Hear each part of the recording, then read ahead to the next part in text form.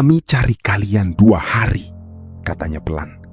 "Warga naik sampai pos 1, panggil-panggil nama kalian. Gak ada jawaban." Dito menatapnya dengan mata membesar. "Cari kami?" "Iya." "Terus kenapa berhenti?" Bapak itu diam sebentar. Karena malam kedua ada suara orang tertawa di hutan. Tak seorang pun bicara. Angin pagi berhembus pelan membawa bau kopi dan tanah basah. Lalu bapak itu mengangkat kepala lagi, menatap mereka satu persatu. Yang satu lagi mana? Rian menoleh tajam. "Yang satu lagi siapa?" "Kalian kan berempat." "Pak," suara Rian mulai gemetar marah, "jangan main-main." Bapak tua itu tidak tersinggung. Ia justru terlihat ketakutan. "Saya lihat sendiri waktu kalian berangkat." Ia meraih sesuatu dari meja warung. Sebuah ponsel lama dengan layar retak. Tangannya gemetar saat membuka galeri. "Warung saya pasang CCTV kecil di depan, buat jaga kalau malam." Ia menyerahkan ponsel itu ke Rian. Video diputar. Rekaman hitam putih buram menunjukkan depan warung malam hari. Jam di pojok layar menandakan pukul 8 lewat beberapa menit. Terlihat Rian, Bagas, dan Dito berdiri sambil tertawa, menyalakan senter, lalu berjalan ke arah jalur pendakian. Halo semuanya, semoga kamu yang lagi nonton video ini selalu diberikan kesehatan, dilancarkan rezekinya, dan dimudahkan segala urusannya. Terima kasih sudah mampir di video ini. Di malam yang sunyi ini, ada sebuah kisah yang mungkin bikin kamu merinding. Kisah terbongkar, cerita mistis di balik Gunung Angker ini. Jangan lupa, tonton sampai habis, karena ceritanya bakal bikin kamu berpikir 2 kali tentang terbongkar, cerita mistis di balik Gunung Angker ini. Gunung itu namanya sering dibisikkan warga sekitar, tetapi hampir tak pernah disebut dengan suara keras. Nama itu seperti sesuatu yang lebih aman disimpan di ujung lidah, lalu ditelan kembali sebelum benar-benar keluar. Orang-orang tua di kampung sekitar percaya, jika nama gunung itu terlalu sering dipanggil, ada sesuatu yang ikut mendengar dari lereng gelapnya. Sesuatu yang tidak terlihat, tetapi tahu siapa yang memanggil. Tak ada yang bisa memastikan sejak kapan kepercayaan itu muncul. Sebagian bilang sejak zaman kakek buyut mereka masih muda.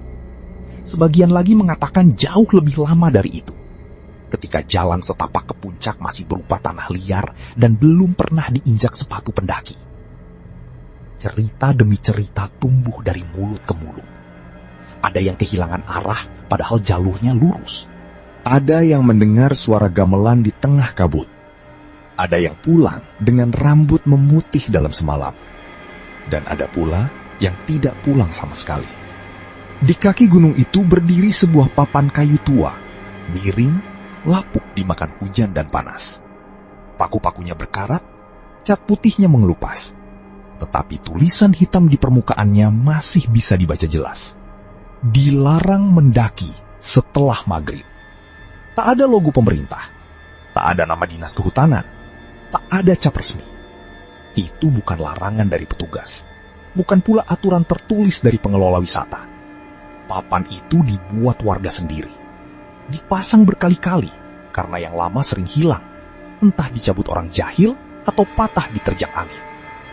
Namun setiap kali rusak, warga akan membuat yang baru.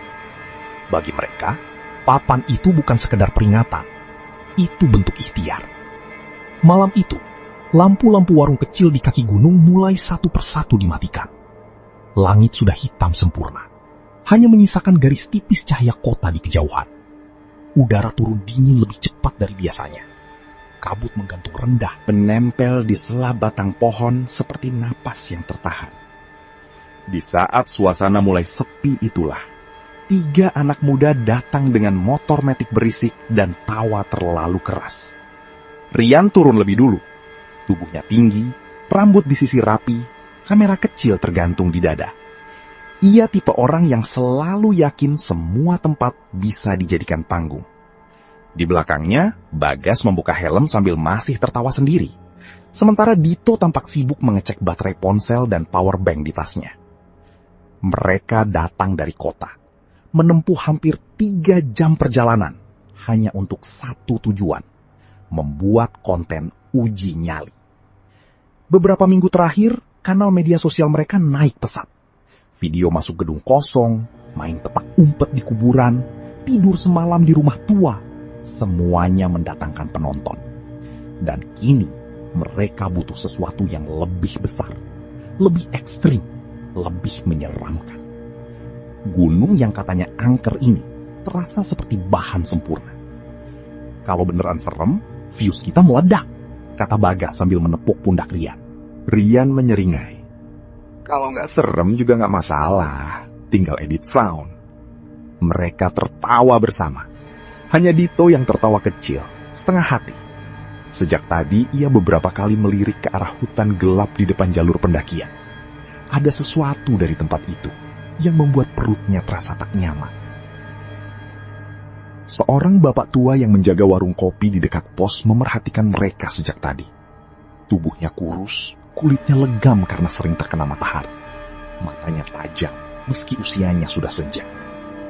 Ia menaruh gelas yang sedang dibersihkan, lalu berjalan pelan mendekat. Mau naik sekarang? Tanyanya. Iya pak, jawab Rian santai. Cuma bentar, ambil footage malam. Bapak itu menggeleng pelan. Kalau mau naik, besok pagi aja nah. Bagas tertawa kecil. Kenapa pak? Setan lagi ronda. Ucapan itu terdengar kasar, tetapi bapak tua itu tak marah. Ia hanya menatap Bagas beberapa detik lebih lama dari yang seharusnya. Malam ini kabut turun cepat, katanya pelan. Dan malam begini, gunung suka berubah jalan. Rian tersenyum tipis, seperti sedang meladeni candaan orang tua. Tenang pak, kita udah biasa beginian. Bapak itu diam sesaat. Angin lewat di antara mereka, membawa bau tanah basah dari lereng. Lalu ia berkata lebih pelan lagi, hampir seperti berbisik. Kalau nanti ada yang manggil nama kalian, jangan jawab. Untuk sesaat, tak ada yang bicara. Dito merasakan bulu kuduknya berdiri tanpa alasan. Namun Bagas justru menepuk tangan sambil tertawa keras. Wah mantap pak, skrip horornya dapet. Rian ikut tertawa. Santai aja pak. Mereka berjalan meninggalkan warung. Bapak tua itu tak menahan lagi. Ia hanya memandangi punggung mereka sampai lampu senter mulai menembus gelap jalur pendakian. Jam 8 malam tepat, mereka memulai pendakian. Di awal, semuanya terasa biasa saja. Jalur masih jelas, berupa tanah padat dengan akar pohon menyembul di sana-sini. Di kiri kanan tumbuh semak dan pepohonan tinggi. Udara dingin, tapi belum menggigit. Suara jangkrik bersahutan. Sesekali daun bergesekan tertiup angin. Lampu senter mereka bergerak naik turun mengikuti langkah kaki. Rian berjalan paling depan, sambil sesekali bicara ke kamera. Oke guys, sekarang kita udah masuk jalur. Katanya sih di gunung ini banyak suara aneh malam-malam. Kita buktiin ya. Bagas berada di tengah, menimpali dengan gaya berlebihan. Kalau ada penampakan, subscribe dulu. Dito berjalan paling belakang. Ia beberapa kali menoleh ke bawah, melihat cahaya warung yang makin jauh dan kecil. Anehnya, semakin jauh mereka naik, suara dari kampung di bawah seperti benar-benar lenyap. Tidak ada gonggongan anjing, tidak ada motor lewat, tidak ada apa-apa. Hanya hutan. Setelah sekitar 30 menit berjalan, jalur mulai menanjak curam. Nafas mereka terdengar lebih berat, candaan berkurang. Kamera sesekali dimatikan untuk menghemat baterai. Kabut datang perlahan dari sela pohon, mula-mula tipis, lalu makin tebal. Bro, sinyal hilang, kata Dito sambil mengangkat ponselnya. Ya jelas lah, jawab Bagas terengah. Naik gunung nyari sinyal. Mereka berhenti sejenak untuk minum. Saat itulah Dito merasa ada sesuatu yang aneh. Ia mendengar bunyi langkah kaki di belakang mereka. Pelan. Mantap. Seperti seseorang baru saja menyusul. Krek, krek, krek. Ia menoleh cepat sambil menyorot senter. Tak ada siapa-siapa. Hanya batang pohon basah dan kabut putih yang melayang di antara ranting. Kenapa? Tanya Rian. Kayak ada orang di belakang, jawab Dito. Bagas mendeci. Paling babi hutan. Babi hutan pakai langkah kaki, balas Dito pelan. Rian tak menanggapi. Ia kembali berjalan. Mau tak mau yang lain mengikuti. 1 jam setelah mulai mendaki, rasa lelah bercampur dingin membuat suasana semakin sepi. Tak ada yang banyak bicara. Dan justru dalam keheningan itulah mereka menyadarinya. Suara langkah kaki yang terdengar bukan 3, melainkan 4.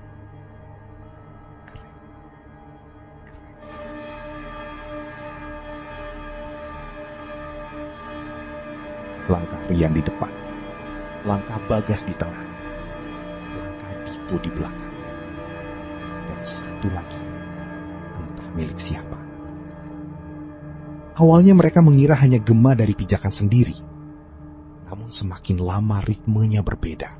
Kadang terdengar sepersekian detik terlambat, kadang justru lebih dulu. Kadang seperti berjalan sangat dekat di belakang Dito. Ia menelan ludah. "Bro," panggilnya. Rian berhenti. Bagas ikut berhenti. Mendadak, suara langkah keempat itu ikut berhenti. Sunyi. Hanya napas mereka bertiga yang tersisa. Dito memutar senter ke belakang dengan tangan gemetar. Cahaya menyapu jalur kosong, semak basah, dan kabut yang bergerak pelan. Tidak ada manusia. Tidak ada hewan. Tidak ada apa-apa. "Dengar kan?" bisiknya. Bagas tak langsung menjawab. Wajahnya mulai kehilangan warna. "Jalan lagi," kata Rian singkat, berusaha terdengar tenang. Mereka bergerak lagi. Krak, krak, krak. Dan beberapa detik kemudian, krak, langkah keempat itu kembali. Kini lebih dekat. Bagas menoleh cepat sambil mengumpat pelan. "Siapa sih anjir?" Tak ada jawaban. Mereka mempercepat jalan. Suara langkah itu ikut cepat. Mereka melambat. Ia ikut melambat. Ia berhenti. Seolah sesuatu sedang bermain dengan mereka. Keringat dingin mulai turun di pelipis meski udara sangat dingin. Rian yang sejak tadi paling berani kini menggenggam senter lebih keras. Cahaya di tangannya bergetar tipis. "Ini pasti orang iseng," katanya. Lebih seperti meyakinkan diri sendiri. "Orang iseng ngapain ngikutin sejam di hutan?" balas Dito. Tak lama kemudian, jalur bercabang 2. Padahal menurut peta digital yang sempat mereka lihat, seharusnya jalur hanya 1. Cabang kiri menanjak sempit di antara pohon rapat. Cabang kanan lebih landai, tetapi tertutup kabut pekat. "Lewat mana?" tanya Bagas. Rian membuka ponsel. Tidak ada sinyal. GPS memuat sangat lambat. Ia mendecak kesal. Saat itulah, dari cabang kanan terdengar suara perempuan tertawa kecil. Ketiganya membeku. Suara itu jelas, dekat, seperti ada seseorang berdiri beberapa meter saja dari mereka, tepat di balik kabut. Bagas langsung pucat. "Itu suara siapa?" Tak ada jawaban. Hanya kabut yang bergerak seperti seseorang baru saja lewat di dalamnya. Dito mundur 1 langkah. Kakinya tersandung akar dan hampir jatuh. "Kita turun aja. Gue gak suka ini." Rian menyorot senter ke arah suara tadi. Cahaya menembus putih kabut, tetapi tak menemukan apapun. "Paling pendaki lain," katanya cepat. "Pendaki lain ketawa sendiri di hutan jam segini?" kata Bagas, suara bergetar. Rian tak menjawab. Harga dirinya terlalu besar untuk mengakui takut.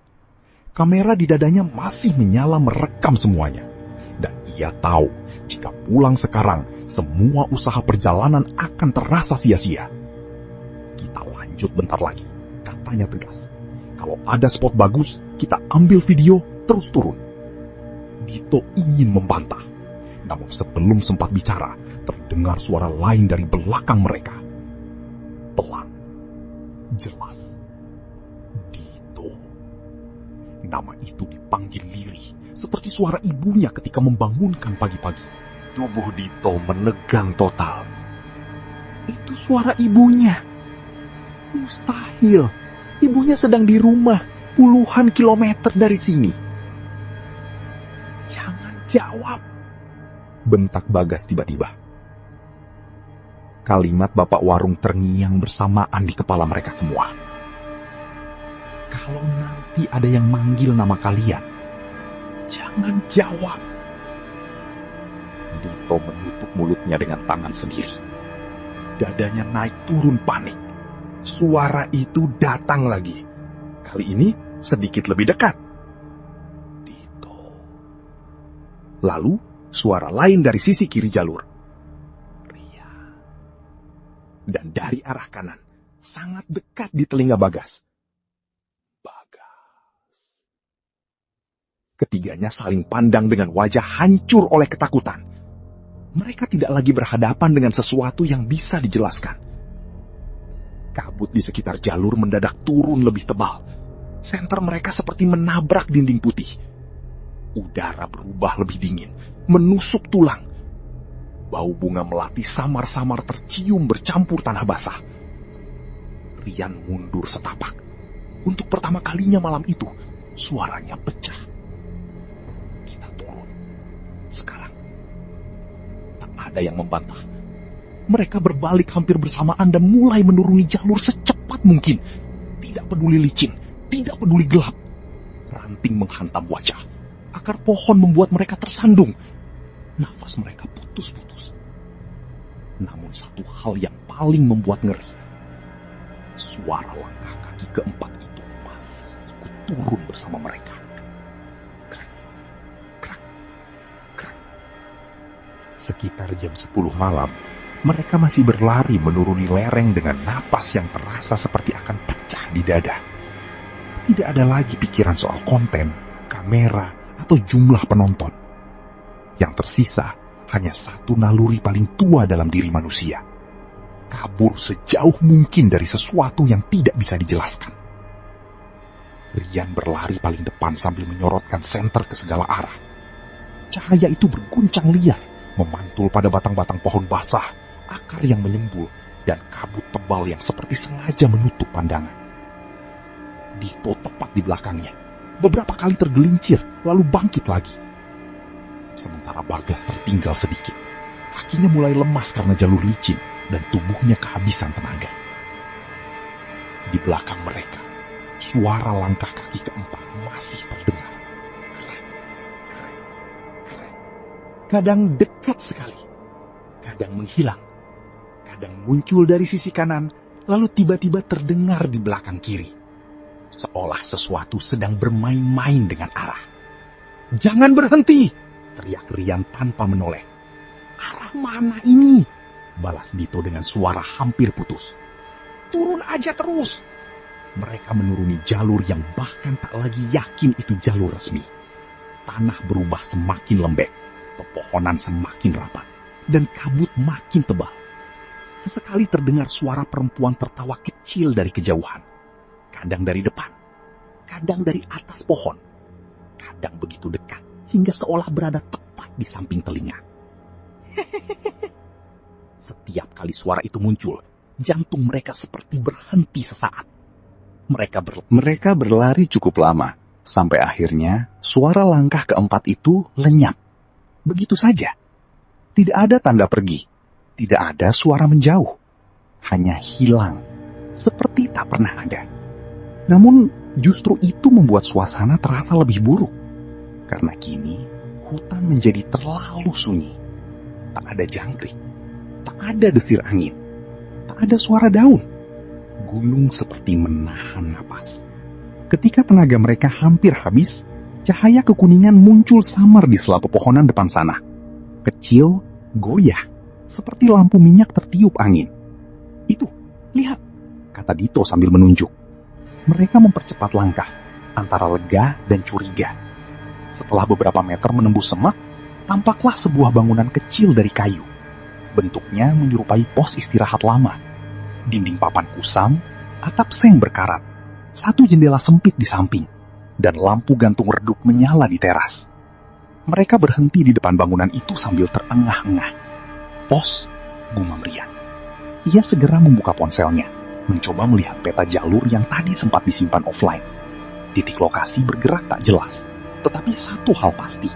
Di bagian lereng tempat mereka berada, tidak tercatat adanya pos. Di peta nggak ada, katanya pelan. Bodoh amat, sahut Dito cepat. Yang penting ada tempat. Di depan pos itu duduk seorang nenek tua di bangku kayu. Tubuhnya kecil dan kurus, mengenakan kebaya lusuh warna gelap yang menahan mereka. Ketiganya langsung berbalik dan lari tanpa arah. Mereka tidak lagi mengikuti jalur. Mereka menerobos hutan, menabrak semak, melompati akar, jatuh bangun di tanah berlumpur. Ranting-ranting mencakar tangan dan wajah, batu tajam menghantam lutut. Tas tersangkut cabang, lalu terlepas. Kamera Rian terjatuh entah di mana. Tak ada yang peduli. Yang penting menjauh. Di belakang mereka terdengar suara tongkat kayu mengetuk tanah. Tok, tok, tok. Pelan, teratur. Seperti seseorang tua sedang berjalan santai. Namun, suara itu semakin dekat. Tok, tok, tok, tok, tok, tok. Makin cepat, makin keras. Bagas menoleh sambil berlari, lalu menjerit. Dia ngikutin. Rian tak berani melihat. Ia hanya menarik Dito dan terus berlari. Suara tongkat kini seperti berada tepat beberapa meter di belakang. Kadang dekat sekali, kadang menghilang, kadang muncul dari sisi kanan, lalu tiba-tiba terdengar di belakang kiri. Seolah sesuatu sedang bermain-main dengan arah. "Jangan berhenti!" teriak Rian tanpa menoleh. "Arah mana ini?" balas Dito dengan suara hampir putus. "Turun aja terus." Mereka menuruni jalur yang bahkan tak lagi yakin itu jalur resmi. Tanah berubah semakin lembek, pepohonan semakin rapat, dan kabut makin tebal. Sesekali terdengar suara perempuan tertawa kecil dari kejauhan. Kadang dari depan, kadang dari atas pohon, kadang begitu dekat hingga seolah berada tepat di samping telinga. Setiap kali suara itu muncul, jantung mereka seperti berhenti sesaat. Kadang dekat sekali, kadang menghilang, kadang muncul dari sisi kanan, lalu tiba-tiba terdengar di belakang kiri. Seolah sesuatu sedang bermain-main dengan arah. "Jangan berhenti!" teriak Rian tanpa menoleh. "Arah mana ini?" balas Dito dengan suara hampir putus. "Turun aja terus." Mereka menuruni jalur yang bahkan tak lagi yakin itu jalur resmi. Tanah berubah semakin lembek, pepohonan semakin rapat, dan kabut makin tebal. Sesekali terdengar suara perempuan tertawa kecil dari kejauhan. Kadang dari depan, kadang dari atas pohon, kadang begitu dekat hingga seolah berada tepat di samping telinga. Setiap kali suara itu muncul, jantung mereka seperti berhenti sesaat. Mereka berlari cukup lama, sampai akhirnya suara langkah keempat itu lenyap. Begitu saja. Tidak ada tanda pergi, tidak ada suara menjauh, hanya hilang, seperti tak pernah ada. Namun justru itu membuat suasana terasa lebih buruk, karena kini hutan menjadi terlalu sunyi. Tak ada jangkrik, tak ada desir angin, tak ada suara daun. Gunung seperti menahan napas. Ketika tenaga mereka hampir habis, cahaya kekuningan muncul samar di sela pepohonan depan sana. Kecil, goyah, seperti lampu minyak tertiup angin. "Itu, lihat," kata Dito sambil menunjuk. Mereka mempercepat langkah, antara lega dan curiga. Setelah beberapa meter menembus semak, tampaklah sebuah bangunan kecil dari kayu. Bentuknya menyerupai pos istirahat lama. Dinding papan kusam, atap seng berkarat, satu jendela sempit di samping, dan lampu gantung redup menyala di teras. Mereka berhenti di depan bangunan itu sambil terengah-engah. "Pos," gumam Rian. Ia segera membuka ponselnya, mencoba melihat peta jalur yang tadi sempat disimpan offline. Titik lokasi bergerak tak jelas, tetapi satu hal pasti. Di bagian lereng tempat mereka berada, tidak tercatat adanya pos. "Di peta nggak ada," katanya pelan. "Bodoh amat," sahut Dito cepat.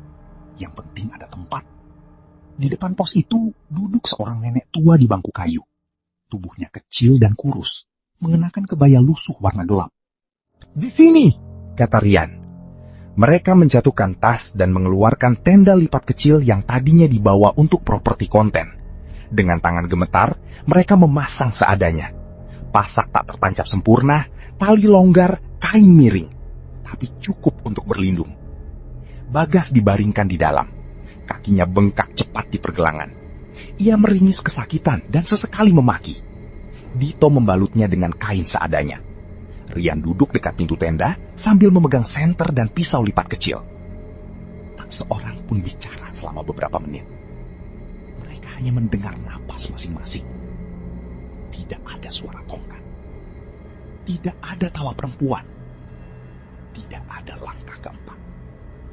Seolah apapun yang mengejar mereka berhenti di batas area datar itu. Kayaknya udah aman, kata Dito pelan. Yang tidak menjawab.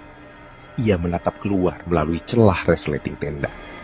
Gelap total di luar sana. Bagas mengerang. "Besok pagi kita turun.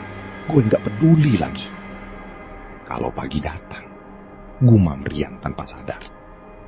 Mereka semua menoleh padanya. "Apaan maksud lo?" tanya Bagas. Rian menggeleng cepat. "Nggak ada." Waktu berjalan lambat. Jam di ponsel menunjukkan pukul 11:20. Tetapi rasanya seperti berjam-jam. Baterai ketiganya hampir habis. Mereka mematikan semua lampu kecuali satu senter kecil. Di dalam tenda pengap oleh bau tanah, keringat, dan ketakutan. Bagas akhirnya tertidur karena kelelahan atau pingsan karena sakit. Nafasnya berat. Dito duduk memeluk lutut sambil komat kamit berdoa. Rian masih berjaga. Tepat ketika rasa kantuk mulai menyerang, terdengar suara halus dari luar tenda. Seret. Ketiganya menegang. Suara itu seperti kuku panjang menggesek kain tenda perlahan.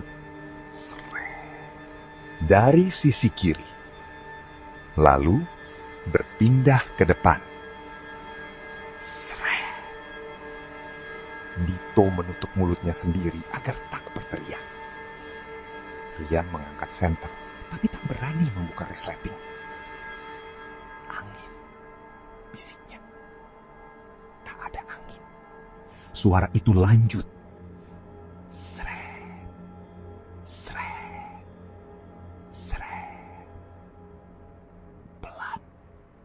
Sabar, menikmati ketakutan mereka. Kain tenda sedikit tertekan dari luar, membentuk tonjolan kecil seperti ada jari menelusuri permukaan. Bagas yang terbaring tidak bergerak. Dito menatap Rian dengan mata basah. "Buka, jangan. Lo gila." Suara gesekan berhenti. Sunyi kembali. Mereka menunggu dalam napas tertahan. Lalu terdengar suara seseorang memanggil dari luar tenda. Pelan. Lemas. Persis suara Bagas. "Rian, buka dong." Dito menoleh refleks ke arah Bagas di dalam tenda. Bagas terbaring pingsan. Mata tertutup. Tubuh tak bergerak. Rian ikut menoleh. Benar, Bagas ada di dalam bersama mereka. Suara dari luar datang lagi. Kali ini sedikit lebih jelas. "Rian, buka. Gue di luar." Tubuh Dito mulai gemetar tak terkendali. Rian memegang senter erat sampai buku jarinya memutih. Di dalam tenda ada Bagas. Lalu, si Siapa yang memanggil dari luar? Pagi datang tanpa tanda-tanda yang jelas. Tidak ada matahari terbit yang hangat menembus pepohonan. Tidak ada semburat jingga di langit timur. Tidak ada suara burung yang biasanya menyambut siang. Yang ada hanya perubahan perlahan dari gelap pekat menjadi abu-abu dingin. Seolah malam sekedar memudar, bukan benar-benar berakhir. Namun satu hal yang paling terasa adalah ini. Suara gangguan berhenti. Tidak ada lagi gesekan di kain tenda. Tidak ada suara Bagas memanggil dari luar. Tidak ada langkah kaki berputar mengelilingi mereka. Tidak ada bisikan dari balik kabut. Sunyi itu datang mendadak, seperti seseorang mencabut semua teror dalam satu tarikan napas. Di dalam tenda, 3 anak muda itu tidak langsung bergerak. Mereka tetap diam dalam posisi masing-masing. Kaku, kelelahan, dan terlalu takut untuk percaya bahwa malam benar-benar selesai. Rian duduk bersandar di sisi tenda dengan mata merah dan bibir pecah-pecah. Senter di tangannya sudah mati sejak beberapa jam lalu. Ia tidak ingat kapan baterainya habis. Mungkin saat ia terus menggenggamnya sambil menunggu sesuatu menerobos masuk. Mungkin saat ia terlalu takut untuk melepaskannya. Dito masih memeluk lutut di sudut. Tubuhnya gemetar kecil. Air mata yang tadi malam terus keluar kini mengering di pipi. Mulutnya pucat. Sejak suara dari luar tenda terakhir kali memanggil, ia tak sanggup bicara sepatah kata pun. Sementara Bagas sudah sadar. Matanya terbuka. Namun ia hanya menatap lurus ke depan. Tatapan kosong. Tidak berkedip lama sekali. Tidak mengeluh soal kaki. Tidak bercanda. Tidak memaki seperti biasanya. Ia hanya duduk diam, seolah ada sesuatu dalam dirinya yang tertinggal di tempat lain. Gas, panggil Rian pelan. Tak ada jawaban. Bagas perlahan menoleh. Gerakannya lambat seperti orang yang baru belajar memakai tubuhnya sendiri. Ia memandang Rian beberapa detik, lalu kembali menatap kosong ke depan. Dito menelan ludah. Dia, kenapa? Rian tak menjawab. Ia sendiri tak tahu. Mereka menunggu beberapa menit lagi, sampai cahaya semakin terang. Setelah yakin tidak ada suara aneh di luar, Rian membuka resleting tenda sedikit demi sedikit. Cahaya pagi yang pucat masuk. Udara dingin menyentuh wajah mereka. Tak ada siapa-siapa di luar. Area datar tempat mereka mendirikan tenda tampak jelas sekarang. Tanahnya lembab. Dikelilingi pohon tinggi yang batangnya hitam dan berlumut. Tidak ada jejak kaki selain jejak mereka sendiri. Tidak ada bekas tongkat. Tidak ada goresan besar di tenda selain garis-garis tipis yang tampak seperti kuku menggaruk kain. Dito melihat garis itu dan langsung memalingkan wajah. Mereka keluar satu persatu dengan tubuh pegal dan kepala berat. Setelah semalaman tak tidur, rasanya setiap sendi seperti dipukul. Nafas mereka masih pendek-pendek, seakan tubuh belum yakin ancaman telah pergi. Langit di atas tertutup kabut tipis. Matahari tak terlihat, hanya cahaya samar dari balik awan. Kita turun sekarang, kata Rian. Suaranya serak dan jauh lebih pelan dari biasanya. Tak ada yang membantah. Bagas berdiri dengan bantuan Rian dan Dito. Anehnya, kaki yang tadi malam bengkak parah, kini hanya sedikit sakit. Ia masih pincang, tetapi bisa berjalan. Hal itu seharusnya melegakan, namun justru terasa ganjil. Segalanya di gunung itu ganjil. Tak ada yang peduli, rapi atau tidak. Beberapa barang bahkan ditinggal. Powerbank jatuh entah kemana. Kamera Rian hilang sejak lari dari pos. Jaket Dito tersangkut ranting semalam, dan tak dicari lagi. Mereka hanya ingin turun. Rian mencoba mengingat arah datang semalam, tetapi area datar itu tidak menunjukkan jalur jelas. Untungnya, di sisi timur tampak celah di antara pepohonan, seperti jalan setapak kecil. Mereka memutuskan mengikuti itu. Begitu mulai berjalan, sesuatu terasa aneh. Jalur turun sangat mudah. Tanahnya tidak terlalu licin. pepohonannya renggang. Bahkan sesekali mereka melihat bekas pijakan lama, seperti jalur yang sering dilewati orang. Tidak seperti malam tadi, saat hutan terasa rapat dan menyesatkan. Aneh, gumam Dito. Kenapa? Tanya Rian. Kita naik semalam lama banget, turunnya kok gampang? Rian tak menjawab.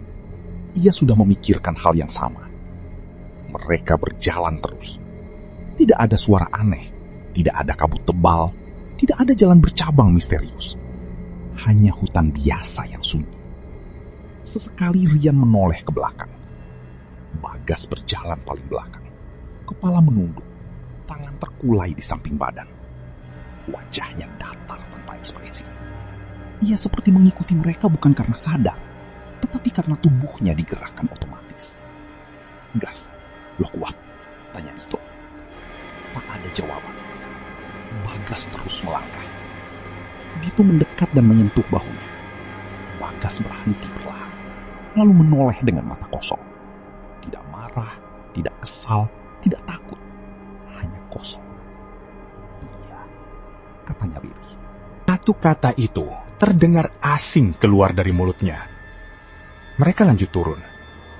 Tak sampai 1 jam kemudian, pepohonan mulai menipis.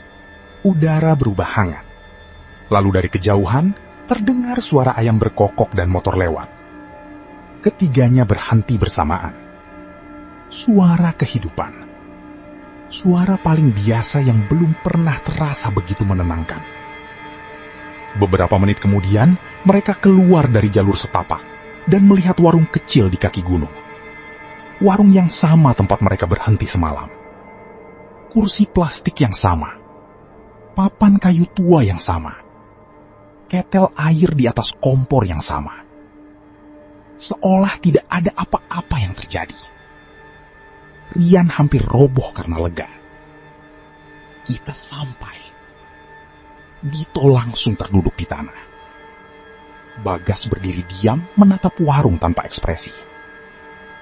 Bapak penjaga warung keluar sambil membawa sapu. Ketika melihat mereka, wajahnya berubah. Bukan lega, bukan khawatir. Bingung. Kalian? Katanya pelan. Dari mana? Rian yang sejak tadi menahan semua emosi mendadak meledak. Dari mana gimana, Pak? Dari atas lah, bentaknya. Semalaman kita di gunung, kita hampir mati. Bapak itu mundur setapak, tangannya gemetar memegang sapu. Semalaman, ulangnya lirih. Iya, semalaman, teriak Rian lagi. Bapak tahu nggak di atas ada apa? Ada pos palsu, ada nenek. Kalimatnya terhenti saat melihat ekspresi bapak itu makin pucat. Bapak tua tersebut menunjuk ke kalender dinding yang tergantung di dalam warung. Dengan tangan gemetar. Kalian lihat itu. Mereka bertiga menoleh. Kalender murah bergambar pemandangan tergantung miring di dinding papan. Tanggal yang dilingkari pulpen merah adalah tanggal mereka naik. Namun hari ini bukan tanggal setelahnya. Bukan juga 2 hari setelahnya. Melainkan 3 hari sesudah malam mereka mendaki. Dito tertawa kecil. Bercanda ya? Rian melangkah mendekat, menatap angka itu lama sekali. Mustahil. Ia meraih ponselnya. Baterai tinggal 1%. Saat layar menyala, tanggal yang tertera sama. 3 hari telah lewat. Tangannya langsung lemas. Ponsel jatuh ke lantai warung. Ini nggak mungkin. Dito buru-buru mengecek ponselnya sendiri. Sama. Ia mulai mundur sambil menggeleng berulang kali. Nggak, kita cuma semalam. Bagas tidak bereaksi sama sekali. Ia hanya duduk di bangku depan warung dan menatap jalan kosong. Bapak penjaga warung duduk perlahan, seperti lututnya kehilangan tenaga. Kami cari kalian 2 hari, katanya pelan. Warga naik sampai pos 1, panggil-panggil nama kalian. Nggak ada jawaban. Dito menatapnya dengan mata membesar.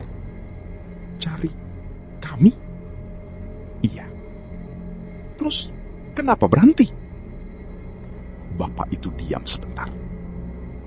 Karena malam kedua ada suara orang tertawa di hutan. Tak seorang pun bicara. Angin pagi berhembus pelan membawa bau kopi dan tanah basah. Lalu bapak itu mengangkat kepala lagi, menatap mereka satu persatu. Yang satu lagi mana? Rian menoleh tajam. Yang satu lagi siapa? Kalian kan berempat. Pak, suara Rian mulai gemetar. Jangan main-main. Bapak tua itu tidak tersinggung. Ia justru terlihat ketakutan. Saya lihat sendiri waktu kalian berangkat. Ia meraih sesuatu dari meja warung. Sebuah ponsel lama dengan layar retak. Tangannya gemetar saat membuka galeri. Warung saya pasang CCTV kecil di depan, buat jaga kalau malam. Ia menyerahkan ponsel itu ke Rian. Video diputar. Rekaman hitam putih buram menunjukkan depan warung malam hari. Jam di pojok layar menandakan pukul 8 lewat beberapa menit. Terlihat Rian, Bagas, dan Dito berdiri sambil tertawa, menyalakan senter, lalu berjalan ke arah jalur pendakian. Di belakang mereka, ada sosok keempat. Seorang nenek bongkok, tubuh kecil, kebaya gelap, membawa tongkat kayu. Berjalan perlahan mengikuti beberapa langkah di belakang mereka. Tidak satu pun dari mereka menoleh. Tidak satu pun sadar. Video berhenti sendiri. Dito menjerit dan melempar ponsel itu ke meja. Bukan kita! Bukan! Dia nggak ada waktu itu! Rian memutar ulang dengan tangan gemetar. Sosok itu tetap ada. Langkah pelan, tongkat mengetuk tanah. Mengikuti mereka masuk ke jalur gelap. Tok, tok, tok. Rian menjatuhkan ponsel. Seluruh tubuhnya dingin. Ia teringat suara tongkat di hutan. Teringat bisikan di telinga. Teringat ancaman. Kalian bertiga, pulang tinggal 2. Bagas tiba-tiba tertawa kecil. Semua menoleh. Itu pertama kalinya ia mengeluarkan suara sejak pagi. Namun tawa itu datar. Tidak wajar. Tidak ada rasa senang di dalamnya. Lalu ia berhenti mendadak dan kembali diam. Dito mundur menjauh darinya. Hari itu mereka pulang ke kota tanpa banyak bicara. Di perjalanan, Bagas hanya menatap jendela. Tidak makan, tidak minum, tidak tidur. Sesekali bibirnya bergerak seperti berbisik sendiri, tetapi tak terdengar kata-katanya.